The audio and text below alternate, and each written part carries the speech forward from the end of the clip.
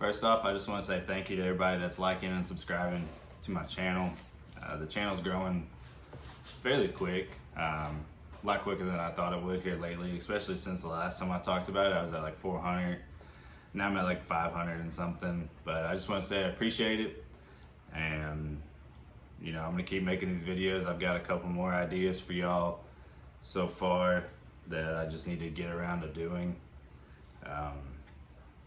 We're gonna get in this video. This is gonna be me answering the questions that y'all asked on that last video that I told you to ask me the questions on. Some people wanted demonstrations. I'm not gonna be doing any of those today. This is gonna be just talking. That's about it. So let's go ahead and jump into that, and let's see if we can get y'all helped out. So the first question, I'm gonna go in order from the way they were asked. The first question is from Jay Joslin. What part of Texas are you in? I have a CNC shop in New Braunfels. I just ordered a oven this morning. Congratulations on the oven. In Spring, Texas. If you have any questions in the future, once you get your oven and your powder coat system, if you haven't ever sprayed anything, feel free to reach out to me. I put my email and my work phone in some of the descriptions. I'm gonna try to keep doing it more often so they're readily available to all of y'all that want to reach out to me and have something to say or ask. So the next comment, it's in a foreign language and I can't read it, and it's not letting me translate it, so we're gonna skip up to your mama. I'd like to get your opinion on Green Mountain media blasting and powder coating. I've been watching his stuff and his advice has saved me many times. I'm always curious on how coders feel another coder does. I asked him about you and he said your work and thoughts align a lot with how he thinks, even though everyone does things differently. So can you answer this live of how one powder coating channel thinks about another channel like Green Mountain? Thank you. I watch his videos too. I subscribe to him. He's in a different state from me. He's way away from me. He's way up north and I'm way down south. So, he's right now, he hasn't really posted anything lately, because it's cold up there. I'm still in short sleeves and shorts down here. It was like 80 degrees on Christmas, but he's shutting his business down because it's cold. It may be easier said than done, but I would try to find a way, if I was him, to be able to run my business year round. I feel like he's missing out on a lot of money, because up there it seems like a lot of people have their summer rims and their winter rims. Rims, wheels, whatever you want to call them. And he's always doing videos of people's winter rims because they get corroded and stuff, during the winter with all the salt and the road stuff. But I think he can make money doing people's summer rims too. These people have their wheels off their cars for, I don't know how long their winters last, we'll say 4 or 5 months out of the year before they're gonna put them back on. So they're just sitting there. So, people might get a wild idea to do something different to their wheels, and because they're just taking up space. So I think he needs to find a way to be able to heat his rim strip, or put a little section of his shop that's heated, climate controlled. That way he can do that. Other than that, some of his processes are different than mine. I might not agree with all of them, but we've all got our own ways. I'm not gonna say his way is right or wrong, and I'm not gonna say my way is right or wrong. I just do the things the way I like to do them, and he does them the way he likes to do them. So if you like his way, do his way. If you like my way, do my way. If you like something that we both do, mix it in. I've done that before. I found somebody that I was like, oh, I like the way that they're doing that, so I'm gonna do it that way. And then they did one other thing and I was like, no, I don't like that. So then I found somebody else and I was like, okay, I'm gonna blend these two together. But other than that, I don't want to get too far into it, and I'm not bad mouthing anybody, but it's pretty much all I have to say about that right now. I hope that kind of answers your question.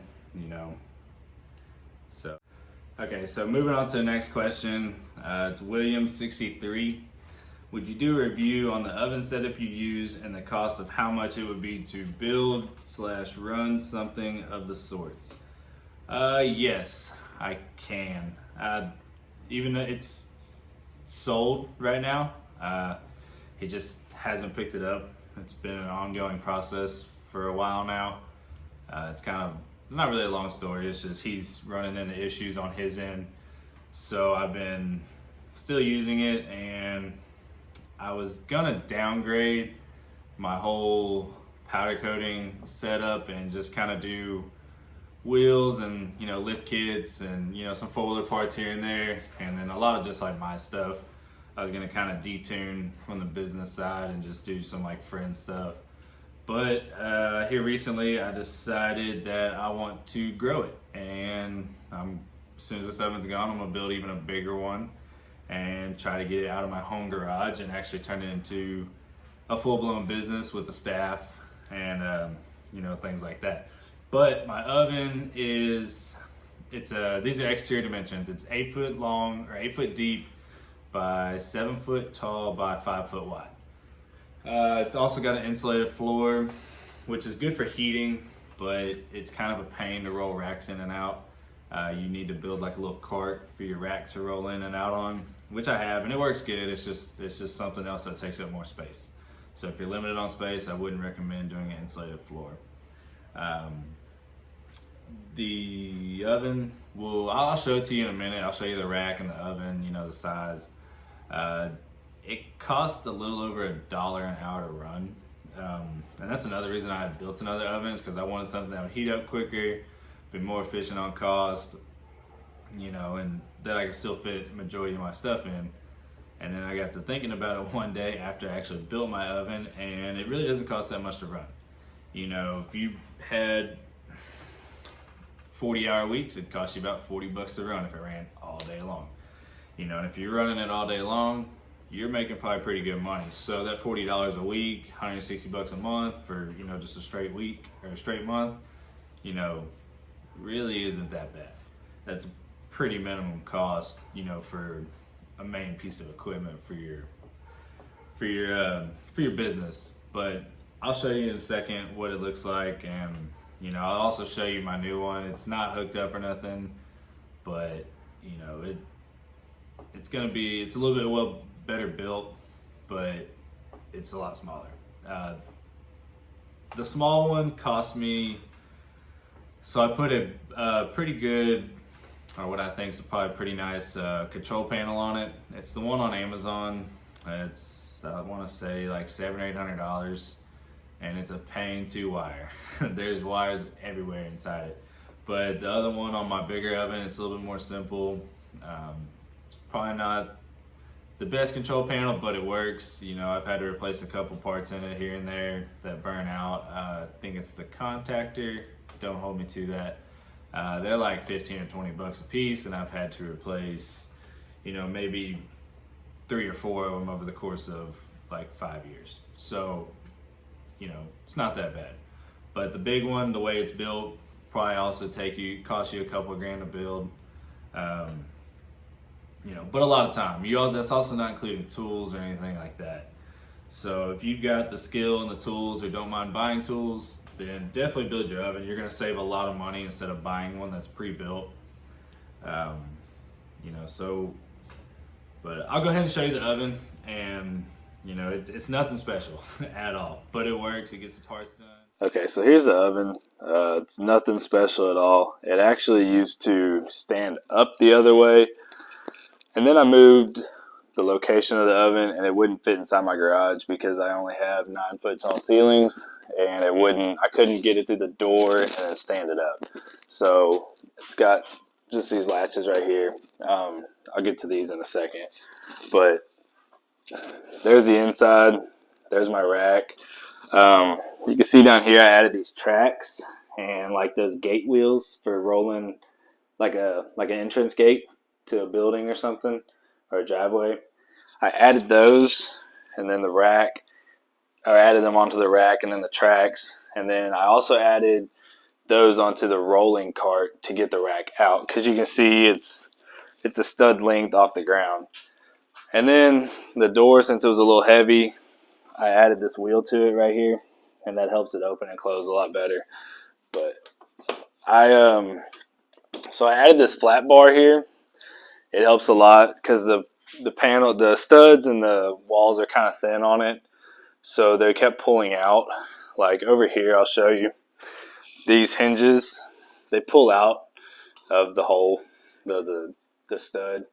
So these have actually held on. I'm actually gonna, when the guy picks it up, I'm gonna mount the flat bar on here for him, and then I'm gonna let him weld the hinges on, and that should hold a lot better. Because the other side with those have worked pretty well. Here's that rack I was talking about. It's on swivel casters, and then you can see right here it's got the track.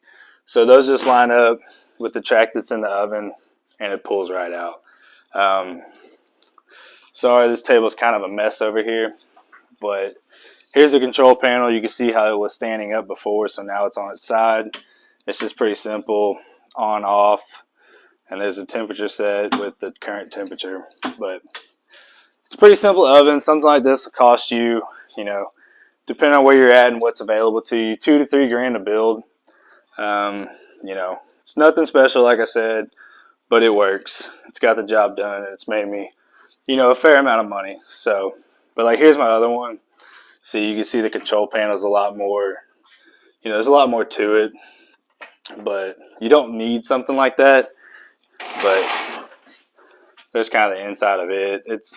I built this one out of heavier gauge studs, so it's a lot more sturdy. You don't have to, but it was just something I wanted to do. But probably going to sell this one once I get my other one built. So it probably won't see much use by me. It's about 5 foot wide, 4 foot deep, and also 7 foot tall. And then I recessed the elements on the side. But other than that, you don't need nothing fancy for your oven to get started. At least just throw something together, and get your equipment and start the powder coat. Okay, so the next question is from Sheriff Bo. I'm wanting to get serious now. I have proof of concept down. Now I'm wanting to open up my own shop. Should I get a mid-level gun like Columbia Coatings, Cool Coat gun and hopper, or just bite the bullet and buy the $6,000 Gema? I have Eastwood dual voltage right now. Been powder coating regularly since early July.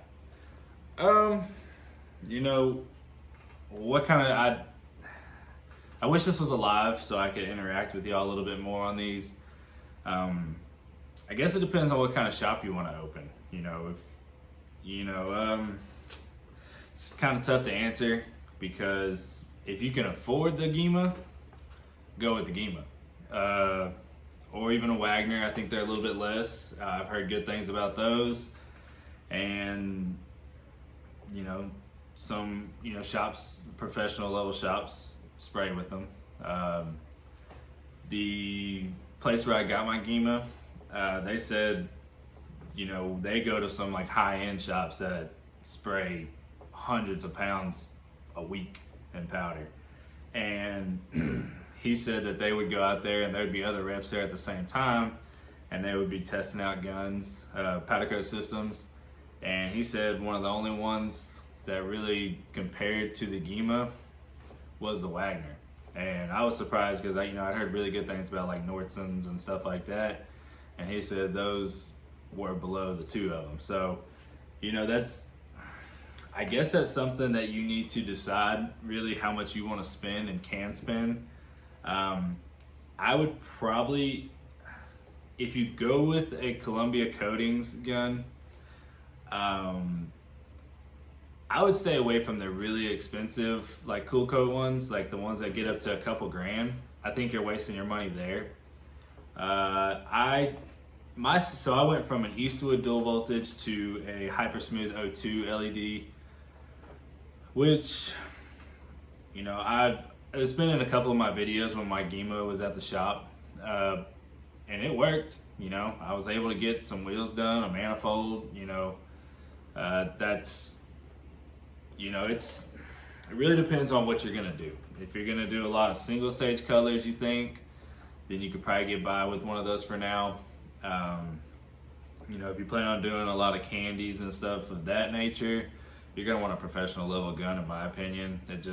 They go on so much smoother, faster, easier, you know, things like that. And I've also seen some of, you know, I guess we'll call them the Chinese guns, the Gema clones and stuff. Those seem to work pretty good. There's a couple other channels that use them, and they seem fine, you know. So some of them had some issues with them, but I know there's some support pages, I think, on like Facebook and stuff. I'm not on Facebook, I just, from what I've heard, you know, so a lot of things are going to be better than the Eastwood gun. That's definitely a good system to get in and get started and, you know, see if you like it, and then, you know, do some of your own parts and like single stage colors and stuff like that. But as soon as you start wanting to do multi-stage powders, that's kind of where it draws the line. But, you know, that's going to be up to you. But like I said, I would avoid the $2,000 Cool Coat systems. You know, Green Mountain, he uses, I think he said he paid around like $2,000 for his Cool Coat system, and it doesn't look like it's worth $2,000 in my opinion. I wish he would use his other system that he has. I think it's a Reaper, X1 Reaper or something like that. I wish he would use that one more, because I hate watching him struggle with the Cool Coat one. You know, they're a little bit tougher to clean, but really only a few minutes. You know, it's just part of it. You know, if you want to get into it, you got to keep your equipment clean, and that's just something you got to do. But I would probably recommend a box fed system of some sort, and, you know, you can take that and, you know, feel free to reach out to me and ask more questions if I didn't get it answered. But that's kind of my opinion on that. Okay, moving on to the next one. It's Great White North. He asks, what tip do you most often use, and what circumstances to go change from fan tip, or what size diffuser, etc.? Typically, once I got my Gema, I just use a fan tip only on it. It makes a pretty big difference, you know, the quality of the system that you use. So depending on what you're spraying with, can have a pretty big effect. The tips can have a pretty big effect on how it sprays. You know, when I use my Hyper Smooth, I use, depending on the part, if it's a simple part with minimal Faraday areas, I use a fan tip on it for just a wide, even coverage. If it's something that has a lot of Faraday areas, or I'm spraying a second coat, I'll use the multi-coat nozzle on that. I had purchased a conical tip for my Gema, you know, after watching a lot of the unknown coating videos, and that's typically what he only uses. And for my Gema, I didn't really like it. The fan tip does what I needed to do. You know, it doesn't matter how bad the Faraday area, flat panel, you know, it pretty much gets it all. So it really depends on what system you're using. For the Eastwood, you know, there isn't any tips out there that I've seen really, and I know a couple people have made, you know, like I had a video where you can put a little shroud on there, and then I did a conical tip from a pack that I had bought. But I actually have a couple tips that I'm going to be offering soon to support the channel. One is this one right here. It's kind of got like a little fan tip. It's kind of got like a little swirl in it, and it seems to work pretty well. And then another one is I actually made a fan tip for it. I know these are hard to see from right there.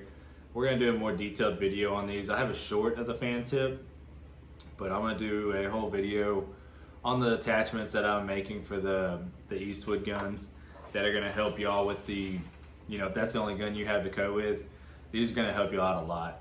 So, but we'll cover that in you know, an upcoming video. The next question is from David Highfield. Tips on tough Faraday areas, PSI, powder cloud, nozzle, KV. Look forward to all your videos. Keep them coming. Thanks for the comment. For tough Faraday areas, you know, you're gonna want to turn your KV down. On my Gema, I use the presets, and I just use the Faraday setting for everything. you know, it seems to work pretty well for me for the most part. If you're using something like a Hyper Smooth or a Cool Coat, you're gonna want to knock your KVs down to like 45, 50 for those tough areas. PSI, I'm not too sure on those. Mine, I just leave it at the PSI and then I change it on the system I spray with about, I have an input of around 90 PSI, and I have my settings. My powder cloud usually ranges from 20 to 40, and then the air is around 4.0. I'm not sure how that's configured. That might be 40%. I'm not sure. I'd have to look into it and see, so I don't want to give you any bad information on that. But powder cloud, if I have a tough Faraday area, I will just turn the powder cloud up and, you know, try to get it in there like that. And if that doesn't work, I'll try bumping the trigger. Sometimes that'll help. And then also, if you can spray from the back side of the part, sometimes that helps too. It'll cause it to like wrap around and it'll lay in that crease where that Faraday area is, if you're able to do that. Just try spraying different angles if you can. Not necessarily always, you don't necessarily always have to spray directly at the part to get it to stick to where you're trying to get it to, if that makes sense. Let's see. Nozzle, I use the fan tip for my Gema only, like I just covered. Different nozzles on other guns though help a lot. They make a big difference depending on what you're spraying with. You know, and then another thing on Faraday areas is if you know you have Faraday areas, start with those first. That way the part isn't charged yet. You'll definitely want to start with those areas. Hit those first and then work around and get everything else. If you have to heat it up a little bit to get it in that one spot, if it's important, you can do that too. And then I recommend letting the part cool and then spraying it cool. I try to not do much hot flocking. Sometimes I do, but I try to just coat it cold or room temp. Next one is KML ×2. Can you cover the specifics of owning stripper more, ordering it, storing it, and the process of cost of disposal? Okay, so the stripper that I use is rim strip. You have to have a legit business to be able to get it. Not necessarily a business location, but you have to be like a qualified business with like your LLC and, you know, that paperwork and stuff. And once you do it one time, it's really easy to just call them up and say, hey, I need another one of these. They'll take your credit card information and get one shipped to you. And it usually ships within, it's usually at my door in like 5 business days or so. It's really fast. You know, and it usually comes like R&L carriers for me, and he already knows where to put it. So he'll either call me up and, you know, just drop it off, or, you know, we got a thing worked out between us where it just goes real easy. He just knows where to put it, and he'll just leave it even if I'm not here for me. Storing it, I use the Eagle overpack drums, the yellow ones with the screw-on lid. It lasts for a while down here, even in the Texas heat. It'll evaporate some, but you know, that's just part of owning it. And you know, if you have kids, you'll want to make it safe for if they're going to be around it. You want to make it safe to where they can't get to it. This stuff can burn you pretty good, so you'll want to use, you know, proper PPE, gloves, mask. I know you see us not always using it, but you should. If you have employees working for you, they need to do it, because you know, you don't want to have those medical bills or the potential of getting, you know, sued or something like that if an employee was to get injured because of the chemical stripper. You know, they also have like the green ones, which like the environmental friendly ones, which you don't need an LLC for. And I've seen one, I posted about it in my how much does it cost to start powder coating video. There was somebody using it, I can't remember his name right now, but it was from Columbia Coatings, and you don't have to have the LLC and everything to get it. And it looked like it worked pretty well. He had stripped some powder off and it looked like everything came off. I don't know how long it lasts. It's a little bit more expensive, Most of the environmental friendly ones are, but you don't have to have the LLC to keep up with it, which is nice. Cost of disposal. I've never actually disposed of any. Whatever comes off, I usually just keep refilling it. I'll clean it out I have like a fryer scoop, or I'll use a piece of screen, like a window screen, and I'll kind of scoop it out, and I'll put it in my neutralizing tank, which is baking soda and like some TSP. It's a tried sodium phosphate, I think is what it stands for. And that neutralizes it. And once you take it out of there, it's neutralized and it's safe to dispose of. So disposal really is just the cost of your time. If you want to dispose of it, cost of disposal will be really just mixing in baking soda and letting it neutralize and testing it until it's neutral. And then after that, you should be safe to dispose of it. Don't hold me to that though, because I don't ever get rid of it. I just keep adding to it. It still works for me. I've had mine for about a year. I just topped it off last week, and it was still working to this day. So I see no need to dispose of it and start over. It gets a little dirty, but you're gonna rinse it off anyways when you take it out. So you might as well just keep adding to it, in my opinion. Next is Paul Sparks. About to start up my powder coating business. I have worked for other people, but never had the inside track on how they determine cost to price of a job. How do you determine the overall cost of a project? Okay, so this is something that I also struggle with still. I don't have a set cost for most things, like sizing and all that stuff, because I am a job shop. I don't, about the only thing that I have set cost on is wheels.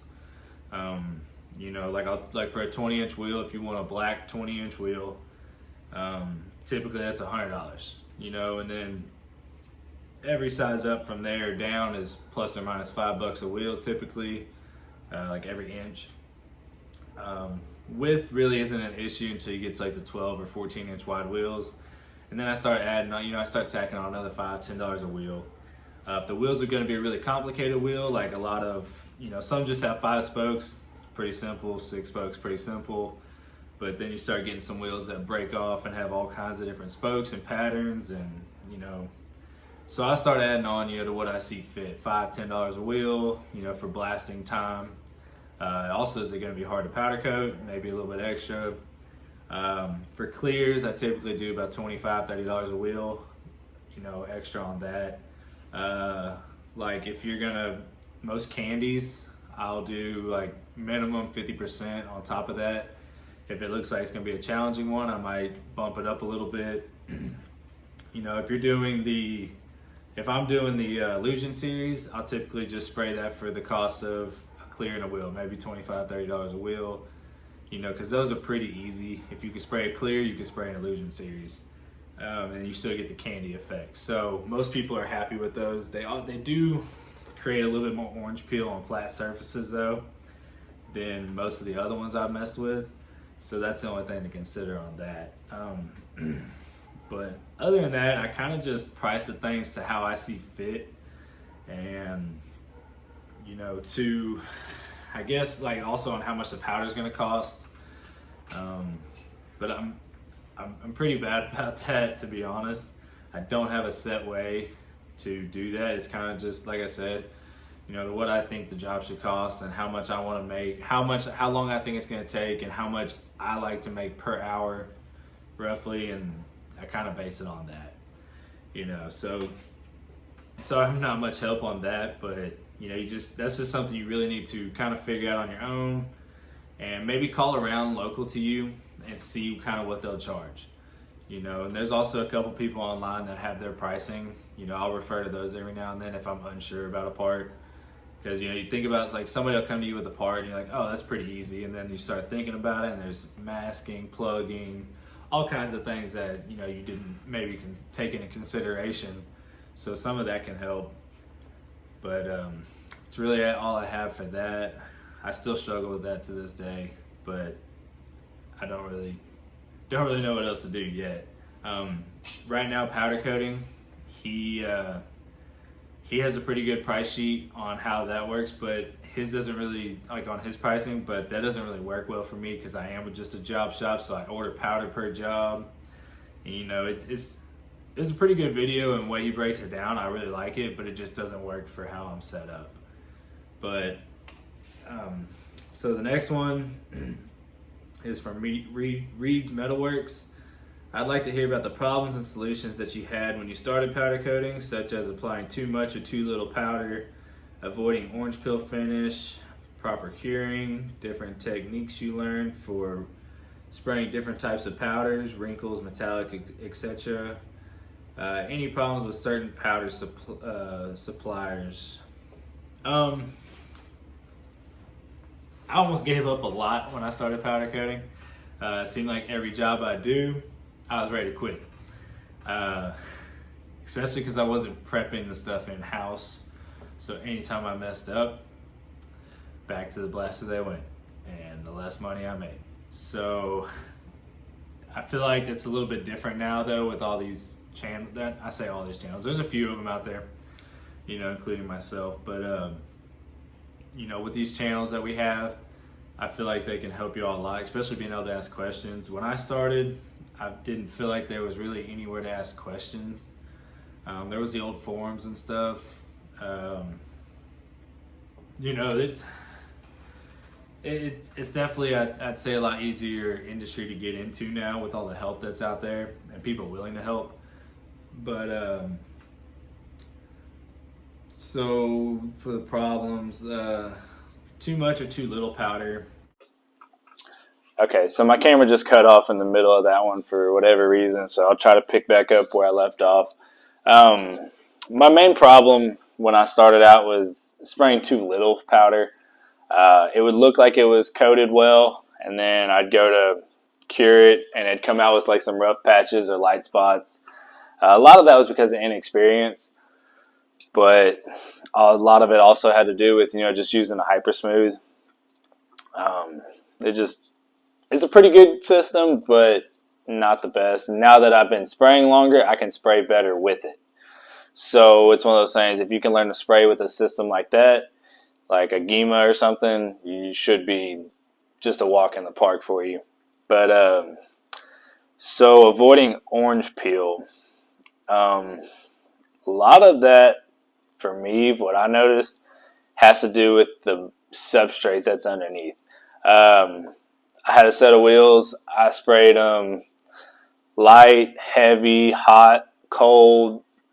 I sprayed them like 4 different times each, and I kept getting orange peel in it. So that told me that it was just the substrate causing it. It didn't matter how I sprayed it, how I heated it.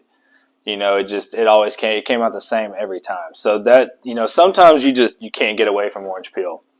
You know, rounded things, curved things, they're going to have a lot less orange peel.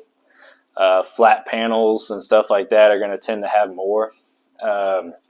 Illusion series powder coat tends to have a lot of orange peel, so that's something you can just, you know, mention to your customer if you're going to be spraying one of those colors. Different techniques you learn spraying different types of powders. So wrinkles and stuff, typically you want to spray those heavier. That way they can do their thing. Same with the veins, you know, stuff like that. Anything that's got some kind of texture to it, from the ones I've sprayed, I'd recommend spraying them a little bit heavier than you might spray just a single stage, just a gloss finish, just a plain powder. Metallics, really no, from what I've found, there's really no technique into that. Just spraying it. You know, they look a little weird going on sometimes because of the metallic, and some spots might look a little bit different. And if they do, I'll just kind of dust over it and just, you know, a little bit outside of it and try to blend it, and it usually comes out just fine. Candies are the hardest though. That's just something that you're gonna have to practice on and just keep working at. You know, some some parts are easy to spray candy and some are not. So, and when I say candy, I'm talking about like a translucent clear, like a lollipop red or like, you know, Pika blue, stuff like that from Prismatic. That's just colors I've sprayed before. So, but there's hundreds of them, you know, and I typically don't like golds. I've sprayed a couple translucent golds and they edge pull really bad. I like picture frame, and they don't come out looking like the pictures do. So I try to stay away from golds unless it's a single stage color or a metallic gold. I don't mind those. And then clearing it, and they still look pretty good. But if somebody comes to me and they want, like, they always say they want like 24 karat gold or something, I'd recommend them just finding another shop to do it, because I don't like spraying them. And, you know, I've talked to other people and they don't like them either. So, you know, if you've got secrets on how those work and you want to share with me, I'd gladly listen. But I don't think they work too well. How has this is from Perk Nowitzki. How has that fan on your booth worked out for you? Not sure if it's explosion proof or not, but I'm getting around to building my booth, and every now and then I would always go back to your booth DIY video, and I'm in love with it. Do you only have one or two fans? Also, do you have it venting outside, or how do you have it vented? Thanks for the comment. The fan has worked pretty well. Even when the powder packs into the filters pretty good, it still pulls through. The booth could be built better. The filters could be raised up. It could use two more filters, and I would probably recommend running another one of those fans for a booth this size, but it's sufficient. It works. It gets the job done. I still get a little bit of powder in my shop every now and then, but I also spray from the back side facing out, which doesn't help a lot. You know, and then I would recommend sealing up the edges better. I didn't really seal mine, but the fan has worked pretty well for the price. It was like a couple $100 from Northern Tool. It's a 16-inch, just like I forget what they're called, but it's just like one of those ventilation fans. But it works pretty good. It's definitely a lot cheaper than the tube axial fans, which are what you're considering the explosion proof. Those get north of $1,000 really quick, or they start at like north of $1,000 and go up from there. So if I ever do anything else to this booth, I'm just going to cut 2 more holes for 2 more filters and add another fan to it and call it a day. It works good enough, you know, for the money or for DIY. So, and I also have it vented inside. You can actually see up here a little bit on the roof where some powder has escaped through the booth itself or came around the booth and gotten up there, but no powder that I've noticed gets in the filters at all. I've taken them off and I've wiped my finger inside, you know, the little box and inside the filters, and they're 100% clean. So it's got to be coming from outside the booth, like wrapping around and through the cracks and everything and blowing up. But it's not bad. You know, it's manageable. So next is from Martin James Designs. I'd love to see prepping of rims. I'm curious how the stripping process works, like making a video from start to finish on a set of rims from the time they enter the shop till the time it's complete. Great content, man. I love your channel. I appreciate it. I kind of have some videos out there with me prepping the wheels, you know, with rim strip and stuff, but I guess I don't have one, you know, step by step of every process or every step along the way. So I can make one of those. That's not an issue. You know, it's not too bad, but yeah, I can do that. I can make that happen for you. So, well, that's all the comments that I got on this video. Sorry it's a little strung out and kind of long video, but I hope y'all got the answers that y'all are looking for, and I hope I was able to help. You know, if I missed something or didn't word something to where you'd understand it, feel free to leave another comment, and I will do my best to answer it, or we can email, or you can even give me a call, and we can try to get it solved for you. So thanks for watching. Like, subscribe, comment. Till next time.